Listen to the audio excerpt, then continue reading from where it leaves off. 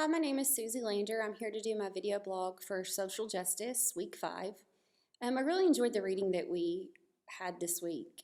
I think social justice is important for all individuals, but especially important for those who are in a helping profession like counseling. And so I liked how it talked about social justice and how to apply that to the counseling field. The first thing that we talked about was the golden rule, and in one of the articles that we read, it talked about the golden rule basically having to do with respecting and showing care for others. It took the golden rule that we know from the Bible and converted it and said, do unto others as they would have counselors do unto them. And so I liked that because it kind of got me thinking about not just the golden rule as it is by itself, but rather how to apply that to counseling. As far as my golden rule, I feel like my golden rule is to fight for equality among all and to remember that no one person has less or more value in the eyes of God. And so I think that that's kind of what it boils down to, is remembering that Jesus Christ placed the same value on all individuals. And so I want to do the same, regardless of whether there is cultural differences or ethical differences or religious differences or racial differences. I want to have the ability to be able to see everyone the same. At least one Bible verse that supports social justice, I wrote down Romans 2:11, which says, "For God does not show favoritism."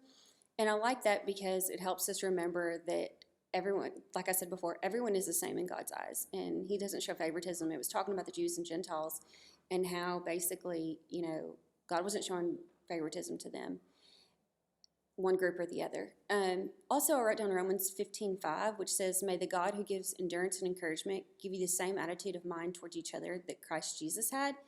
And so I kind of feel like that's kind of a prayer for me, and something important for me to remember, that I want to have the same mind of Christ, and I want to have the same view towards others as he did.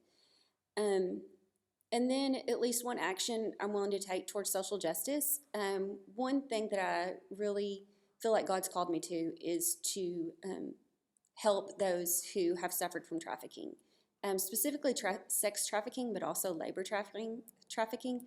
Labor trafficking here in the city that I live in, which is a rural community, is really on the increase. And so I am a part of a board now that has to do with, which is a nonprofit, on a board for a nonprofit organization. And basically what we do is we try to figure out how we can provide services for and help and educate and do things to help others understand what sex trafficking and what labor trafficking is, and to help others understand that, for instance, sex trafficking is not about prostitution. So many people try to label it as that, but to help others understand that it's not. It's just they're victims of where our society is currently at.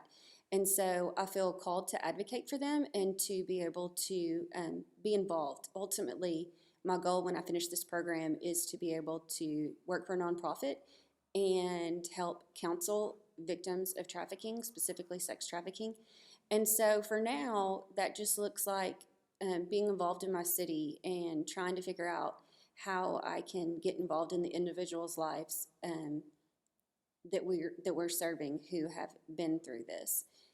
And also, I'm currently trying to figure out how I can work in the prisons here and be able to go in and talk to those who are victims of trafficking. That's all. Thank you so much. Have a good day.